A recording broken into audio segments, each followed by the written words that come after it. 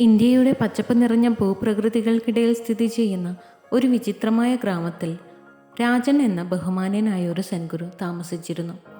അദ്ദേഹത്തിൻ്റെ സാന്നിധ്യം ജ്ഞാനവും ശാന്തതയും പ്രകടമാക്കി.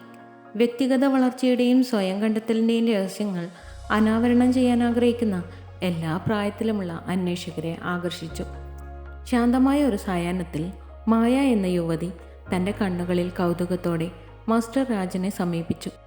മായയ്ക്ക് എപ്പോഴും മറ്റുള്ളവരുടെ വികാരങ്ങളുമായി ആഴത്തിൽ ഇണങ്ങിച്ചേർന്നതായി തോന്നിയിരുന്നു. ഒരു സഹാനുഭൂതി എന്ന നിലയിൽ അവളുടെ അതുല്യമായ സമ്മാനം എങ്ങനെ സ്വീകരിക്കാമെന്നതിനെക്കുറിച്ചുള്ള മാർഗനിർദ്ദേശം അവൾ തേടി. രാജൻ മാസ്റ്റർ, മായ തുടങ്ങി.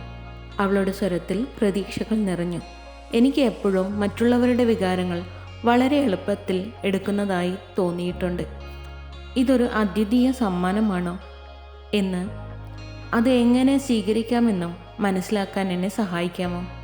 ഊഷ്മളമായ പുഞ്ചിരിയോടെ മാസ്റ്റർ രാജൻ മായയെ തൻ്റെ ശാന്തമായ സങ്കേതത്തിലേക്ക് സ്വാഗതം ചെയ്തു. ഒരു സഹാനുഭൂതി എന്ന അതുല്യമായ സമ്മാനത്തിനുള്ളിൽ കിടക്കുന്ന കാലാതീതമായ ജ്ഞാനം നൽകാൻ തയ്യാറായി. മാസ്റ്റർ തുടങ്ങി. പ്രിയപ്പെട്ട മായ. അദ്ദേഹത്തിൻ്റെ ശബ്ദം സൗമ്യവും എന്നാൽ ഉൾക്കാഴ്ചയും നിറഞ്ഞതായിരുന്നു.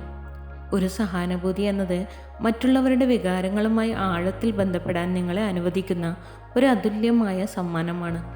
നിങ്ങൾ ഒരു വ്യക്തിയാണെന്ന് സൂചിപ്പിക്കുന്ന അടയാളങ്ങളിലൂടെ ഞാൻ നിങ്ങളെ നയിക്കട്ടെ. ശക്തമായ സഹാനുഭൂതി. ഈ സമ്മാനം എങ്ങനെ സ്വീകരിക്കാമെന്ന് ഞാൻ പറയാം. ഉൾക്കാഴ്ചയുടെയും പ്രബുദ്ധതയുടെയും ഒരു ചരടിലേക്ക് നെയ്തെടുത്ത് അദ്ദേഹം ഇനി പറയുന്ന പോയിന്റുകൾ വിശദീകരിച്ചു.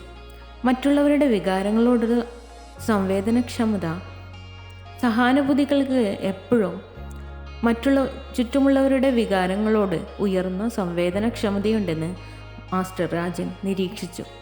ഒരു സഹാനുഭൂതി എന്ന നിലയിൽ മറ്റുള്ളവരുടെ ഊർജവും വികാരങ്ങളും നിങ്ങൾ എളുപ്പത്തിൽ എടുക്കുന്നതായി കണ്ടെത്തിയേക്കാം.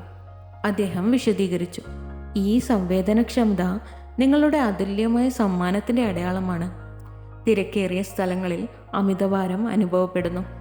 തിരക്കേറിയ സ്ഥലങ്ങളിൽ സഹാനുഭൂതികൾക്ക് അമിതമായേക്കാം. മാസ്റ്റർ രാജൻ കുറിച്ചു. മറ്റുള്ളവരിൽ നിന്ന് സ്വാംശീകരിക്കുന്ന വികാരങ്ങളുടെ തീവ്രത കാരണം തിരക്കേറിയ ചുറ്റുപാടുകളിൽ സമയം ചെലവഴിച്ചതിന് ശേഷം സഹാനുഭൂതികൾക്ക് ക്ഷീണം അനുഭവപ്പെടുമെന്ന് അദ്ദേഹം വിശദീകരിച്ചു. അഗാധമായ സഹാനുഭൂതിയും അനുകമ്പയും. അനുഭൂതികൾ സഹാനുഭൂതിയുടെയും അനുകമ്പയുടെയും ആഴത്തിലുള്ള ബോധ്യമുള്ളവരാണ്. മാസ്റ്റർ രാജൻ നിരീക്ഷിച്ചു. സഹാനുഭൂതികൾക്ക് മറ്റുള്ളവരുടെ അനുഭവങ്ങളും വികാരങ്ങളും മനസ്സിലാക്കാനും സഹാനുഭൂതി കാണിക്കാനുമുള്ള സഹജമായ കഴിവുണ്ടെന്ന് അദ്ദേഹം വിശദീകരിച്ചു.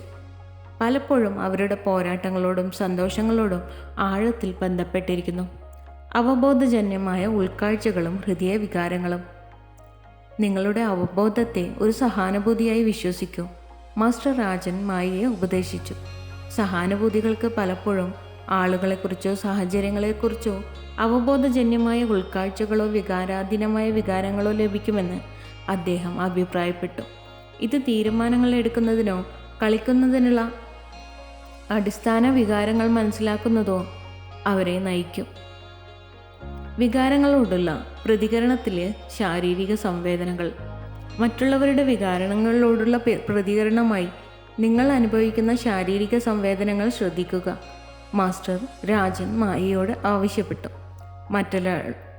മറ്റൊരാളുടെ സങ്കടത്തിനോ ഉത്കണ്ഠയോടോ ഉള്ള പ്രതികരണമായി നെഞ്ചിൽ ഭാരം അല്ലെങ്കിൽ തോളിൽ പിരിമുറുക്കം അനുഭവപ്പെടുന്നത് പോലെ സഹാനുഭൂതികൾക്ക് അവരുടെ സ്വന്തം ശരീരത്തിൽ മറ്റുള്ളവരുടെ വികാരങ്ങൾ ശാരീരികമായി അനുഭവപ്പെടുമെന്ന് അദ്ദേഹം വിശദീകരിച്ചു. മാസ്റ്റർ രാജൻ തൻ്റെ പഠിപ്പിക്കലുകൾ അവസാനിപ്പിക്കുമ്പോൾ മായയ്ക്ക് സാധൂകരണവും ശാക്തീകരണവും അനുഭവപ്പെടുന്നതായി തോന്നി.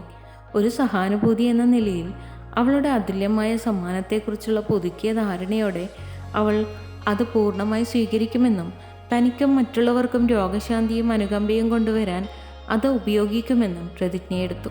അതിനാൽ മാസ്റ്റർ രാജൻ്റെ നിർദ്ദേശപ്രകാരം മായ തൻ്റെ സഹാനുഭൂതിയുടെ കഴിവുകൾ ഒരു ഭാരമല്ല, മറിച്ച് ആഘോഷിക്കപ്പെടേണ്ട ശക്തവും അമൂല്യവുമായ സമ്മാനമാണെന്ന് അറിഞ്ഞുകൊണ്ട് സ്വയം കണ്ടെത്തലിൻ്റെയും സ്വീകാര്യതയുടെയും ഒരു യാത്ര ആരംഭിച്ചു. If you love to watch this video, you can like, share and subscribe.